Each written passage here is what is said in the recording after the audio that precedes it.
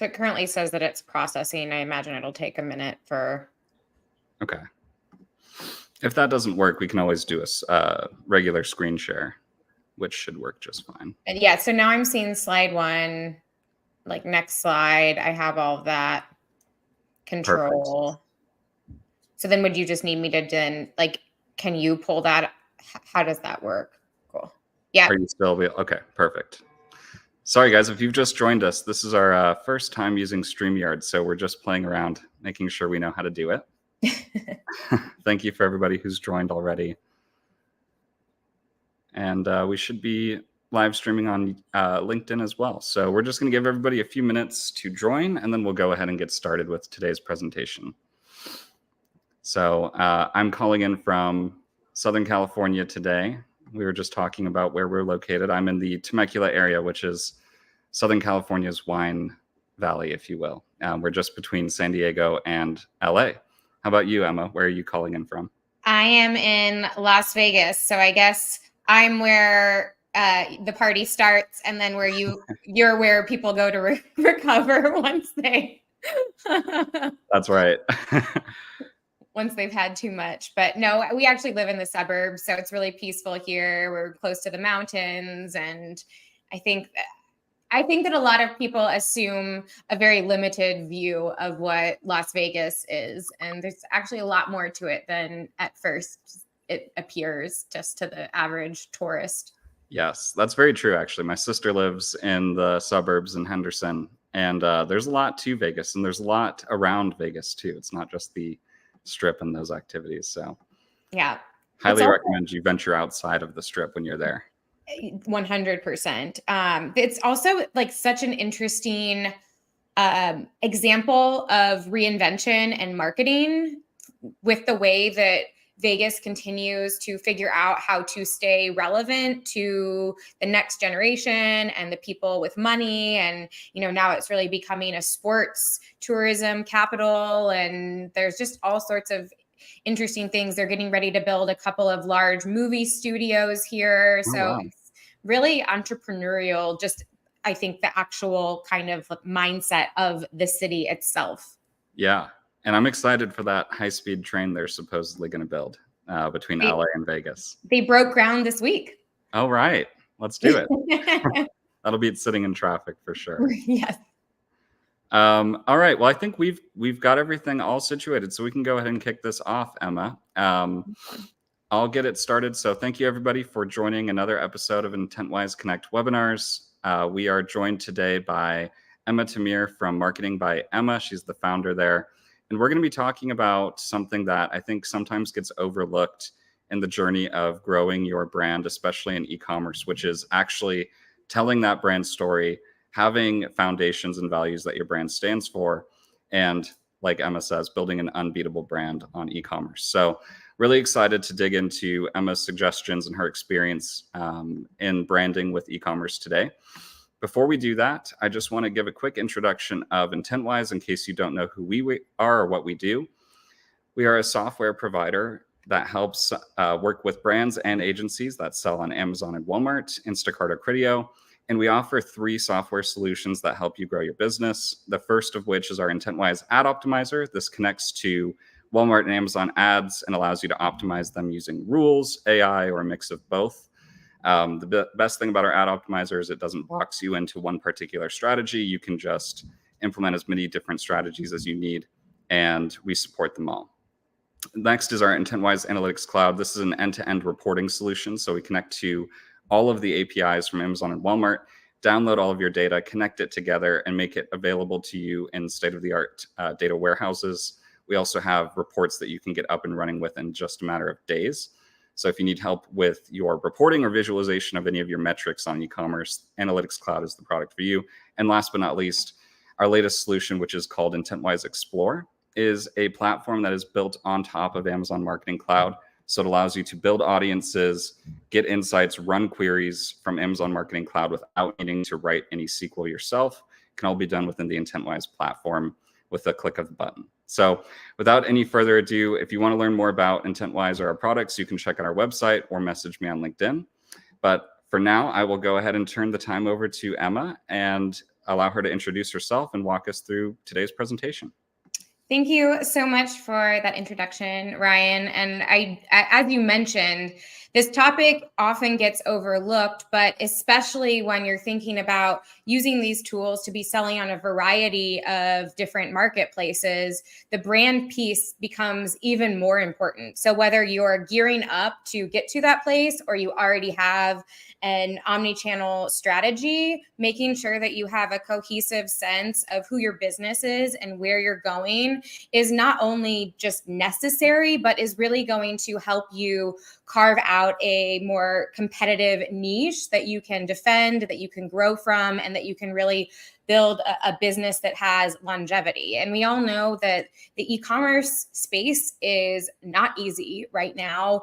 There are increasing fees, things are more competitive. There's new players on the block like TikTok. There's so much complexity to just really being profitable. And so this conversation today, my goal is to encourage you to take a little bit of a step back, to be thinking strategically and to really establish a solid foundation that then you can start building upon to make sure that you're set up to be able to continue to be profitable into the future and to really build a strong business that has immense value. And so let's all just look at this glass of water for a moment. When you see this water, do you see a business opportunity? I realize maybe this sounds a little bit strange and you don't really know where I'm going with this. But the fact is that so many businesses, in fact, the vast majority of businesses are not, they don't have something related to the product itself that they can differentiate themselves on. So if you are selling a glass of water and someone else is selling a glass of water, there's only so many things at your disposal that you can use to differentiate the product. Most likely, the thing that is actually going to be attracting people to buying your glass of water versus somebody else's glass of water is something deeper and something that's not immediately visible on the surface. And if you're like some people, you might actually see a 700 million plus business opportunity when you look at that glass of water. You could say that it's definitely a glass half full from that perspective. So what can you do to compete in a flooded market? If you are selling something that you have a lot of competitors who are selling something very similar, is there a way that you can carve out a niche for yourself, build a really thriving business, and not just have to compete by being the cheapest, that's some people's strategy, and it can be effective to just say we're going to drop our prices below what everybody else is selling. But of course, that is not really great for trying to build a profitable business. And it's also not defensible because somebody else can always come in and decide that they are going to make their prices even lower. And they might just have a strategy that they're going to keep their prices so low until they drive everybody out of business, and then they can set prices at whatever they like. So being the cheapest is definitely not necessarily something that you can stake your claim to and build a solid business on long term. Some people just rely on the fact that they've been around forever. So they say, oh, yes, we have this brand recognition. People have been buying us for years. We're a legacy brand. We don't have to worry about all of this. We know that if we're just where we need to be, that's enough. Some people will just decide to opt out. They're just going to say, this is too competitive. We're not going to be able to be successful, so we're not even going to try.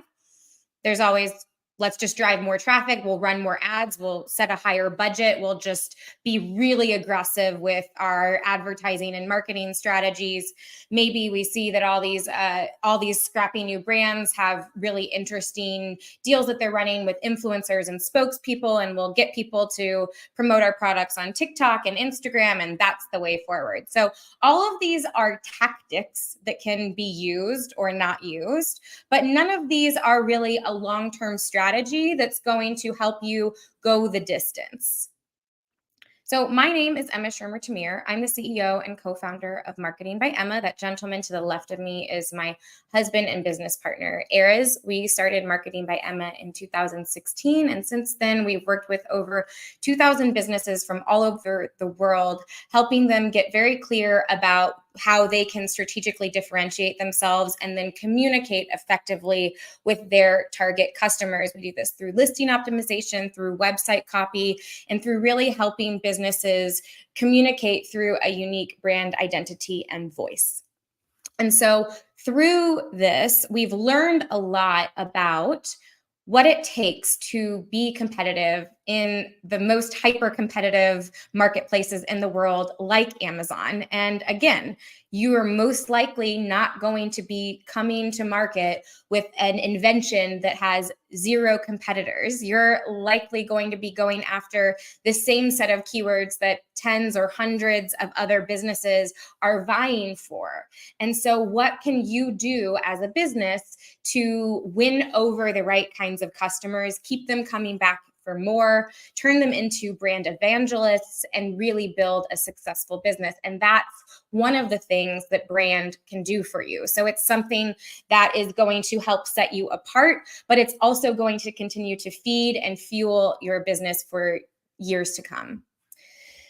So I've developed what I'm calling the 3 C's for building an unbeatable brand. And I did a little finagling. I probably wouldn't word these this way if I wasn't going after the 3 C's, but just for the sake of something catchy, this is the wording that I've come up with. So the first thing is you need to establish a competitive landscape survey. So you need to understand who you're competing against, what the competitive landscape looks like, so that you can understand how you fit into that.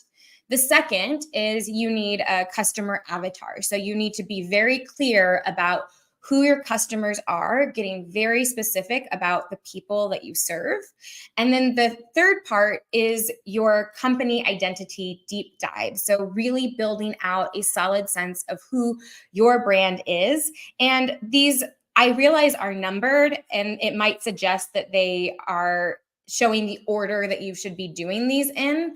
But these are really something cyclical, where not only is there not necessarily one leads to the next, they all should be happening in tandem, and they should all also be happening constantly. So these shouldn't be elements that you are reflecting on once and then saying, okay, I've checked that off the list, I'm done, I don't need to worry about that anymore, let's move on. These are things that you want to be continuously coming back to, because each one of these elements is constantly being influenced and changed by a whole variety of different factors. So there are new competitors coming into the landscape. There's new things happening in the world that might be affecting why somebody would want your product or how they're thinking about it.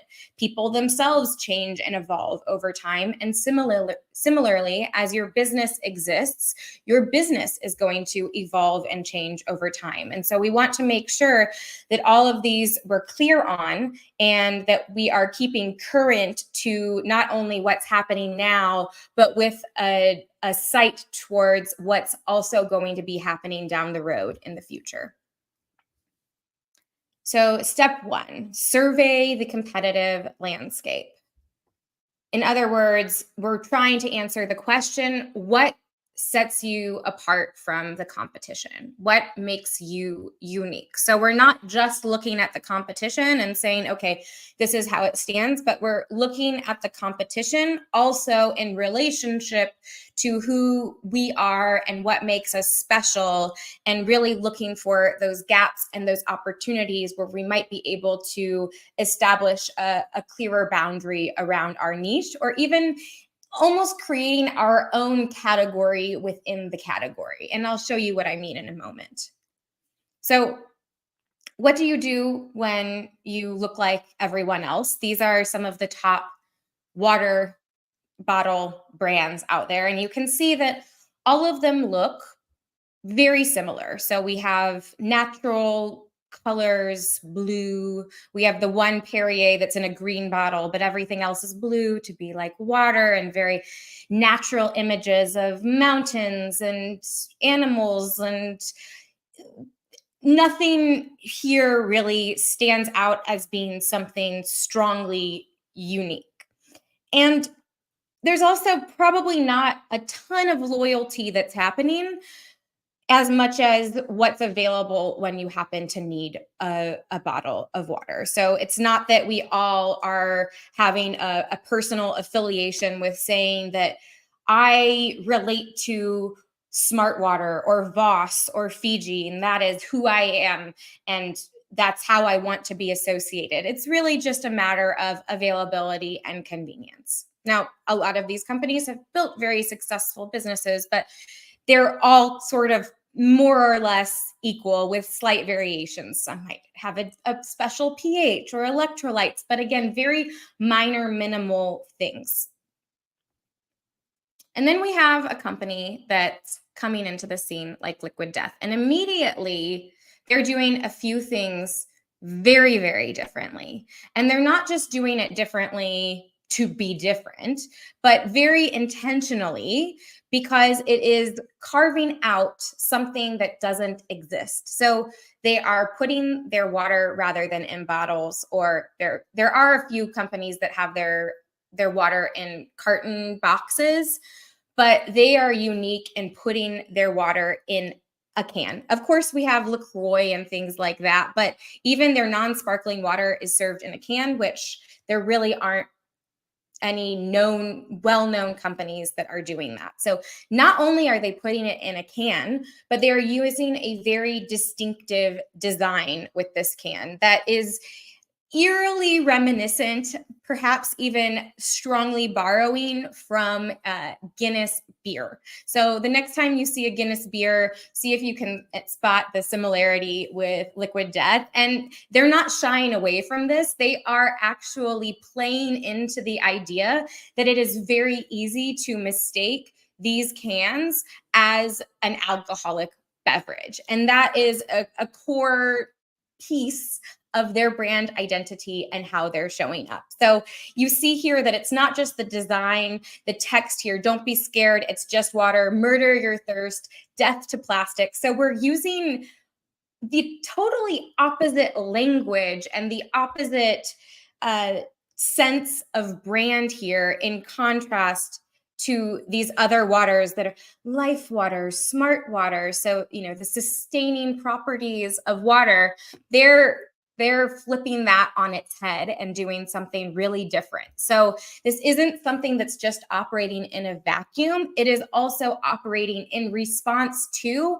all of the other brands out there. Because if they were just to come out and put their water in a bottle that looked very similarly to those other bottles and all else was equal, it still wouldn't have the same impact that this does. So they've made some very strong choices in response to the competitive landscape that they are selling in.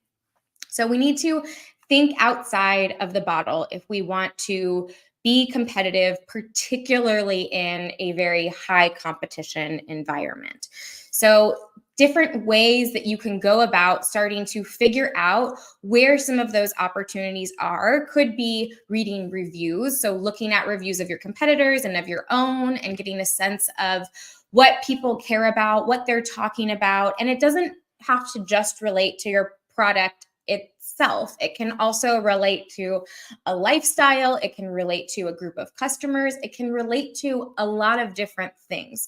So this is one place where you can go. And also it's one place where AI has really sped things up and also helped us get even better input from reviews. So you can actually have the AI, like your ChatGPT or Claude or whatever your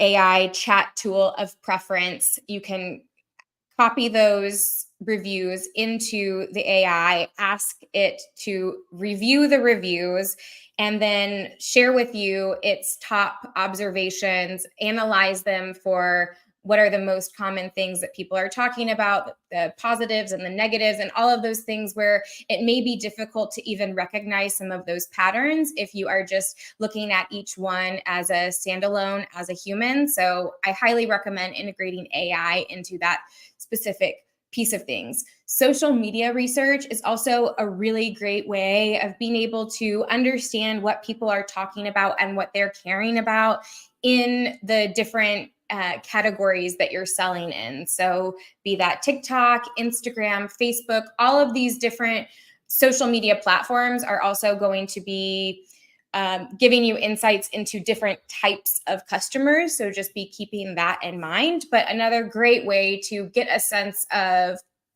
what that competitive environment looks like. And as you're reviewing all these things, thinking about, is there a neglected customer base? So is there a group of people that's not really being seen or spoken to or served? Are there certain benefits or concerns or use cases that are not really being capitalized on by your competitors? And then are there any other things that present themselves as unique positioning opportunities that you can utilize to begin to really stake your claim to your own subcategory?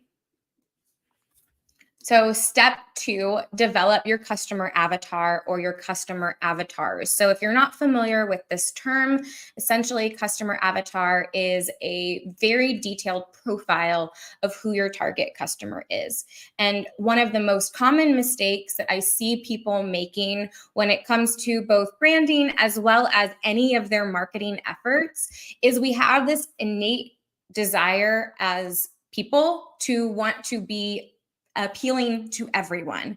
And even the most seasoned marketers that know all these rules still really easily fall into this trap, because it can be very scary to draw a line and say who you're trying to target, because when you do that, you are also saying who you're not targeting. So it feels like you're closing the door on potential customers. But what actually happens is that when you get really clear about who you're serving, not only are you able to really delight and speak to and connect with that target customer group, but then from there, you eventually, if you do this well, can start to expand out beyond even that target customer base. So who is your target customer?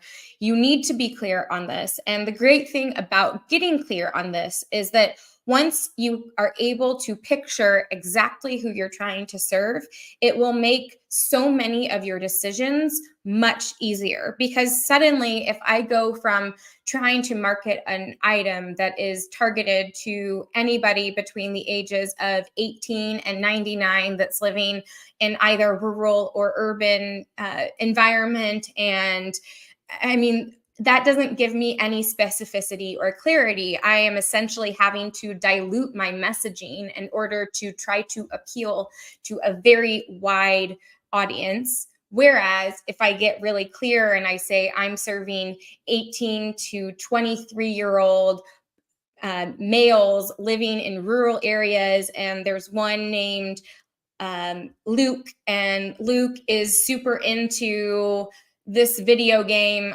I'm sorry, I'm not a gamer, so no video games are immediately coming to mind. But you see what happens as we start to get really specific. Now we can start to begin to picture who is this person, and then that's going to inform the kind of language that we're using and the way that we're engaging with this person. And suddenly we're able to bring in a clear perspective and voice, which that's a little bit of foreshadowing into the next step. But let's, again, Liquid Death, I chose this as a case study, not because I think that everybody can or should emulate them.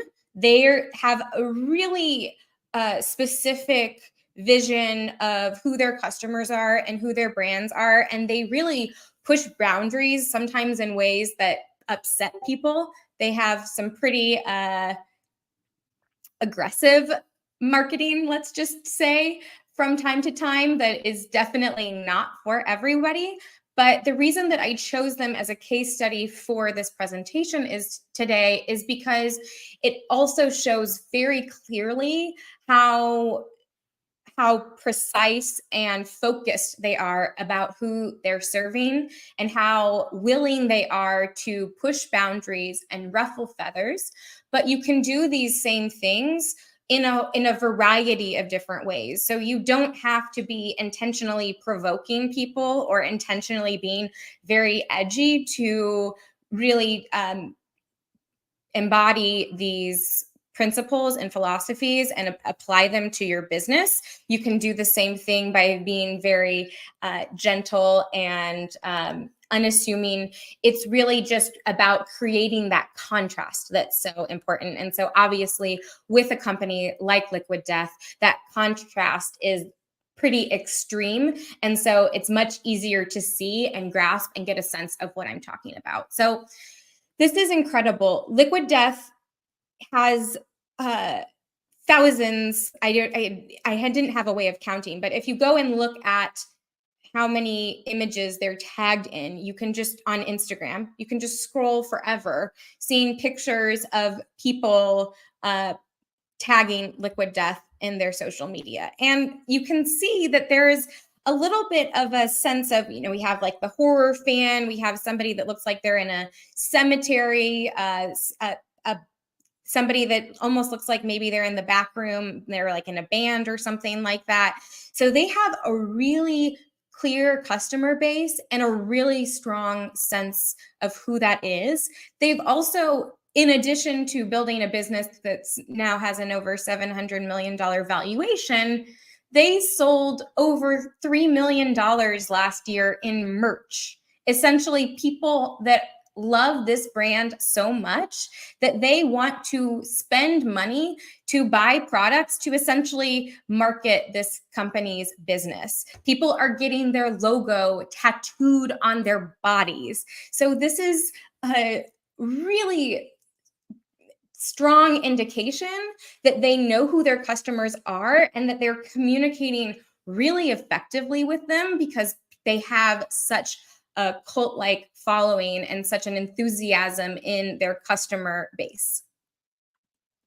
So you have to obsess over your customers. And the first step of that is figuring out who your customers are. So like we talked about, developing that customer avatar that's really detailed, that's very clear, so that anybody on your team can easily picture exactly who they're talking to. And you might have a few, but you want these to be very specific because that is just going to make your job so much easier and bring a lot more conviction to every choice that you're making and the way that you are thinking about even where to sell and where to market and how you should be planning that strategy for continued growth.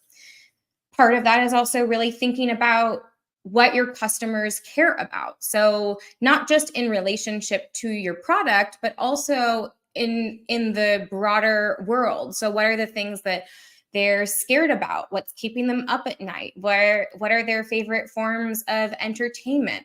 All of those details are going to really help you get a stronger sense of not just the surface level details of your customers, but the emotional psychographics that are going to help you be able to connect emotionally and motivate them on a deeper level. And then on that other side, thinking about how your product can connect with what the customers care about. So what are the benefits of your product and how can you align those in a way that is going to really delight your customers? And sometimes it can be difficult to figure out what that benefit is. So the best way of doing that is to have that customer avatar in mind and then look at a feature of your product and ask yourself, why does this matter to Luke? Just to go back to this random avatar that I was building on the spot a moment ago. So why does this matter to Luke? And then we ask if maybe then we get a little bit deeper, but we're still not all the way there. We're still not at those really juicy, meaty emotions that are the ones that are going to compel us to take action. So, whether it's a aspiration to certain status, or a fear, or a vision of ourselves in the future, or a desire for love. Those are the types of emotions that I'm talking about. And the more that we can tap into those, the more compelling our content is going to be. Emma, I want to maybe just ask, those last two points I thought were pretty interesting about, trying to get into the mind of your customer and what they care about and what gets them excited. Do you think you could maybe take a stab? Obviously, I know you don't work at Liquid Death, but how do you think they are taking these two into consideration with all of the branding they do and the community that they've built surrounding their product? Excellent question. So I think one of the main things is that they understand that their customers have a strong desire to be unique and different. Like they are not wanting to be like everyone else. They like being edgy and provocative, and even sort of getting a little bit of that strong response, positive or negative, doesn't matter. They don't want to be a part of the crowd. And so that's an element of, I would say, status, as well as just a personal sense of feeling special and different. I realize this might be a weird parallel, but in some ways it almost relates to how Apple customers are, where they pride themselves on being Apple customers, and they understand that what that means when when people see them with an Apple product versus an Android, and it goes both ways. So I would say that that's probably the strongest point of that, because when you look at, like, lately, some of their marketing has been really out there. Like, I don't know if you've seen the commercial. It's a pregnant woman drinking from the can. And so it's like really making it look like she's drinking alcohol when she's pregnant. And then I think there's another one, or it might be the same one, where there's a little girl who's drinking from it. And it's kind of playing on this concept of, like, are they alcoholics? Which, like, is pushing pretty serious boundaries. They also, like, Steve-O is one of their big brand partnerships. And so he sort of also embodies this intentional outcast who's free-spirited, who does things because of and trying to be different. So I feel like now I'm sort of repeating myself over and over again. Did that answer your question? Yeah, I think it's very interesting too, because and I agree, like, the identity of Liquid Death is to be different. That's why they make these bold, like you said, provocative statements. I think what's interesting is that has absolutely nothing to do with the product itself. Like you said, it's water.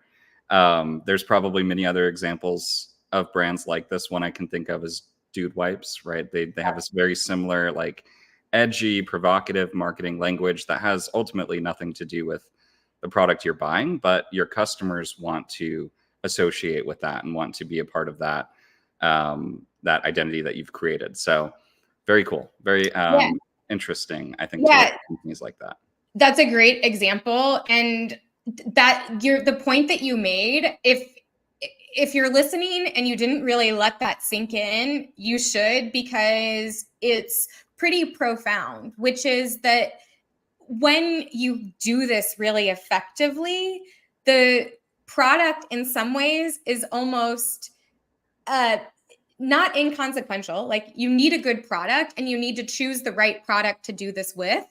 But it's really this same brand concept could have been applied to a number of other product categories and could probably have been just as successful. Now, I do think that there is something particularly powerful about taking such a stark contrast with something like water, which, it's always thought of as life sustaining, and then they're using all this language around death and murder. But you notice that they also, like, one of their other parts of their identity is, and I might be getting a little bit ahead of myself with this, but they are they're not just about being provocative. They also are intentional about choosing aluminum cans because it is more environmentally friendly than than plastic. So, like, they talk about, and you can look at it on their website and everything, that it is infinitely recyclable, and so it's actually much better for the environment. And so they're not just making choices to be different for the sake of different.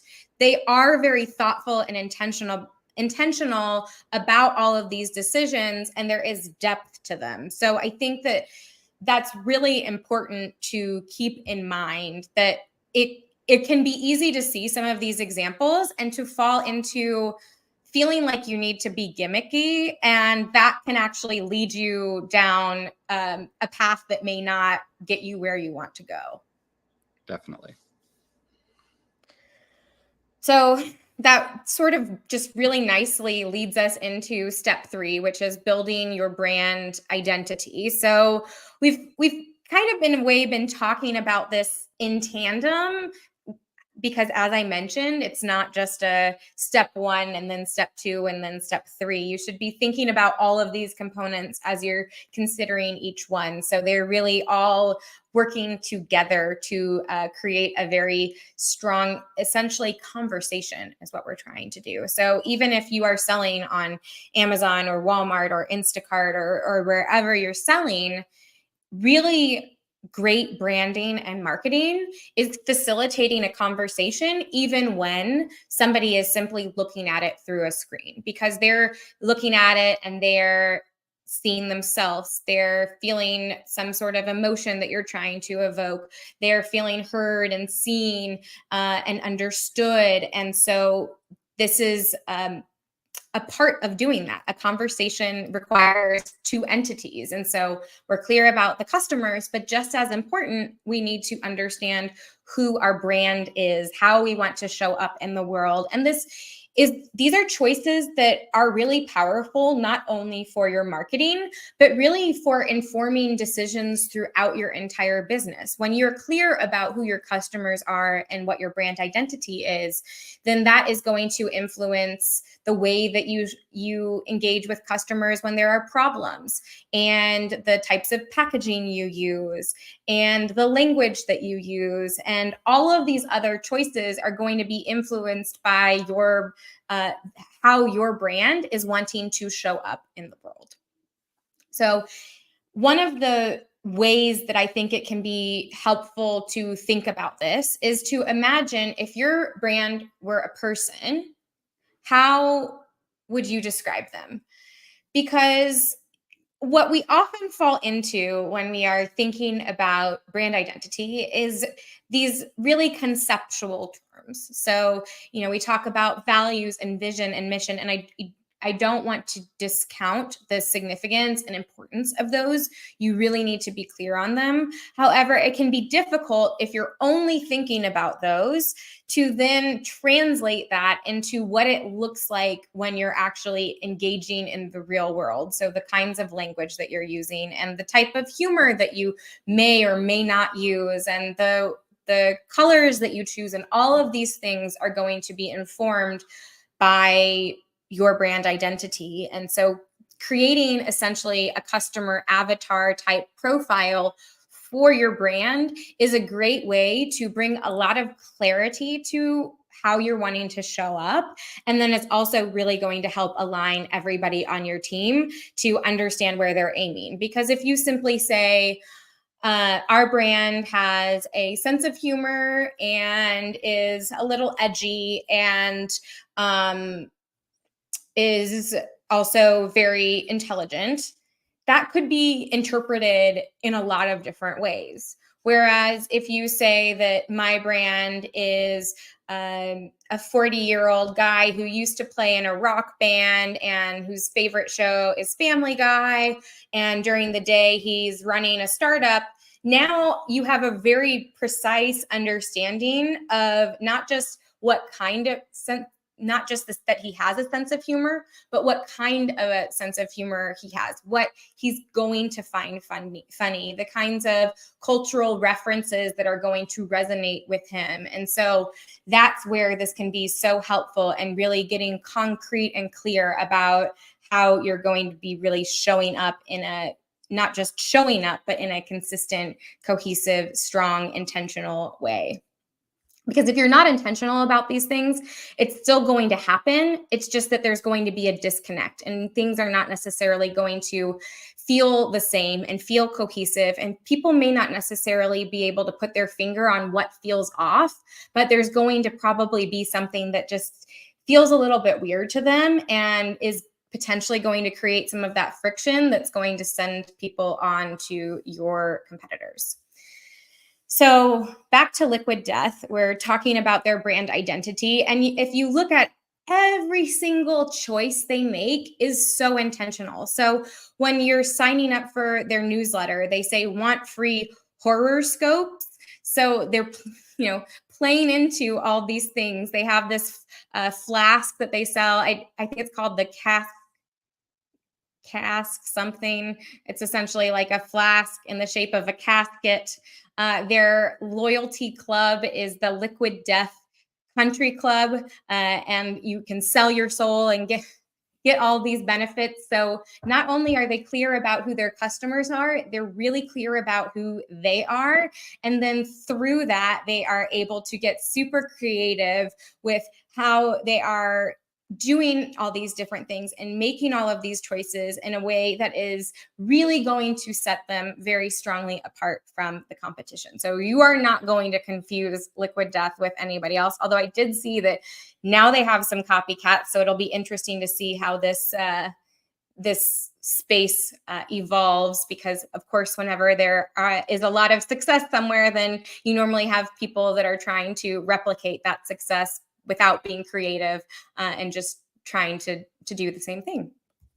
So you have to go bold, because as we were talking about with Ryan's observation earlier, your brand may be your only differentiator. Your brand is actually the main thing that is really going to be resonating with people and creating that connection and transforming this from something that just has the most reviews or the cheapest price or just happened to be there when they needed it, to something that they want to be associated with, that they want to tell people about, that they want to feel connected to, that they want to continue buying and evangelizing about. And so you have to know what makes you different.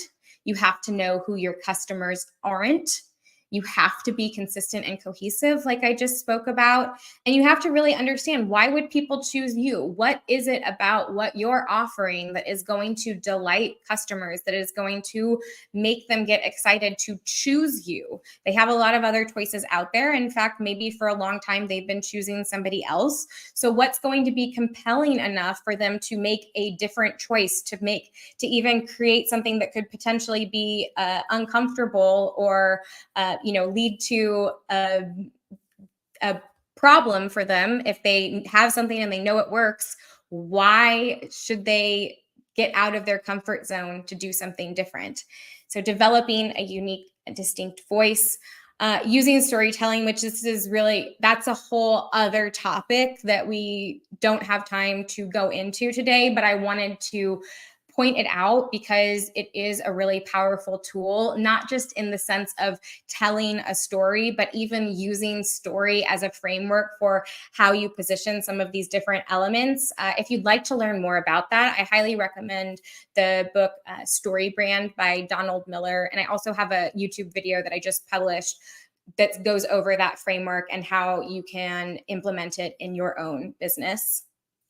So that's it in a nutshell. I would really love to encourage you to, even if you don't want to go bold in the way that Liquid Death has, to really think about where maybe you're playing it a little bit safe, either with the customers that you're trying to serve or how you're showing up, and how you can take some steps towards being a little bit bolder in really carving out that new product category that is going to allow you to create these fans and this loyalty like Liquid Death has done so effectively.